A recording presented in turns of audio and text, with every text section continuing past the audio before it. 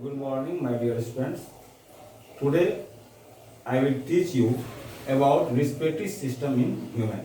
आज हम मानव के श्वसन तंत्र के बारे में बताएंगे. Respiratory system in human includes the following respiratory organs. These are external nostrils, nasal cavity, pharynx, larynx, trachea, bronchi, bronchioles, alveoli and lungs. These are respiratory organs. Now, external nostrils.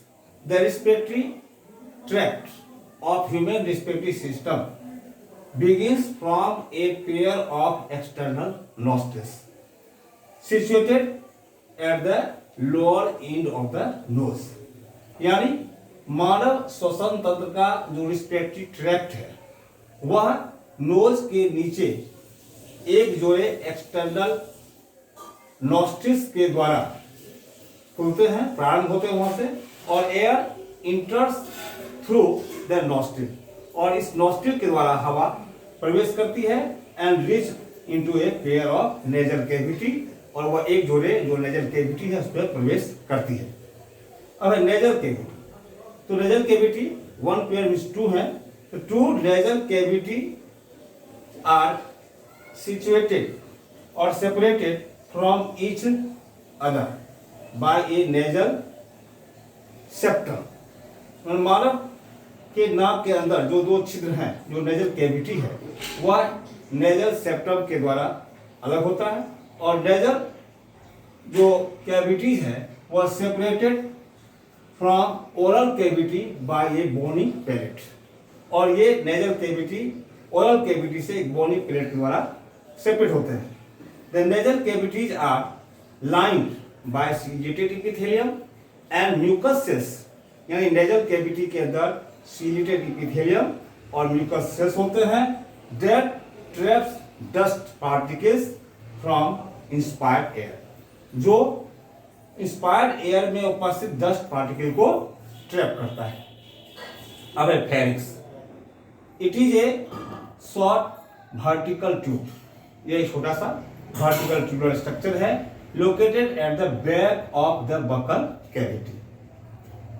It provides passage into trachea, that is windpipe, through a slit like aperture called glottis.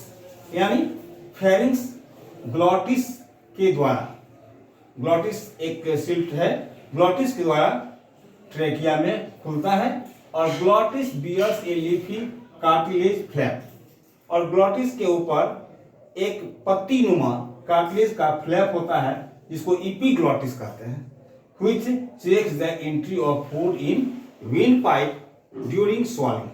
जब भोजन को निगलते हैं उस समय यह भोजन को wind pipe में जाने से रोकता है. अब है larynx. It is also called voice box. इसे हम वॉइस बॉक्स भी कहते हैं. It is enlarge upper part of trachea. Trachea के ऊपरी भाग में एक बड़ा भाग होता है जो डायलेटेड है, उसको लैरिंक्स कहते हैं. It has two vocal chords.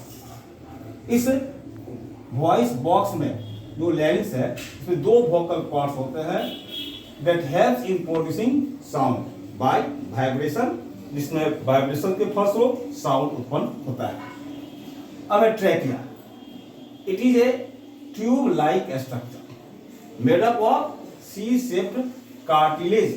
यह एक ट्यूब लाइक स्ट्रक्चर है जो सी शेप्ड कार्टिलेज का बना होता है and which prevents the trachea from collapsing, और यह ट्रैकिया को कोलैप्स होने से बचाता है. It runs down the neck and x tends into thoracic cavity. यह नेक में नीचे आता है और थोरेसिक कैविटी में प्रवेश करता है, and on entering the thoracic cavity divides into two bronchi, और इसको सिंगुलर में लोग ब्रोंकस कहते हैं. यह ट्रैकिया दो भाग में बढ़ जाती है और दोनों भाग को ब्रोंकस कहेंगे सिंगुलर में, प्लुरल में ब्रोंकी कहा जाएगा. अब है ब्रोंकी.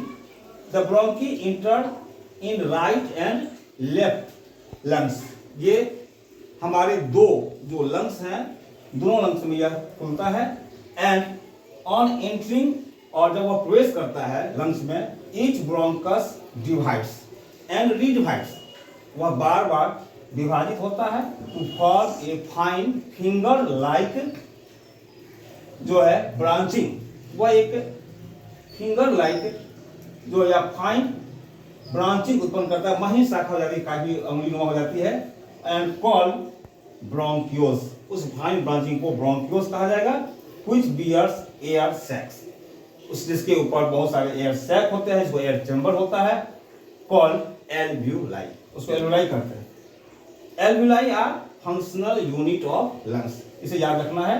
एल्वियोलाई एक लंग्स का एक फंक्शनल यूनिट है, एक क्रियात्मक इकाई है, और it is A site for gaseous exchange like O2 and CO2, और यह गैसों के आदान प्रदान का एक स्थल होता है, यानी हमारे लंग्स में गैसों का एक्सचेंज एल्वियोलाई में होता है।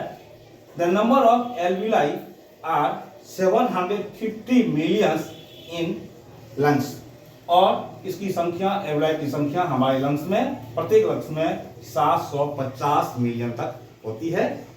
फिर अगले क्लास में हम लोग लंग्स के बारे में पढ़ेंगे, फिर इसका डायग्राम देखेंगे। आज इतना ही, थैंक यू।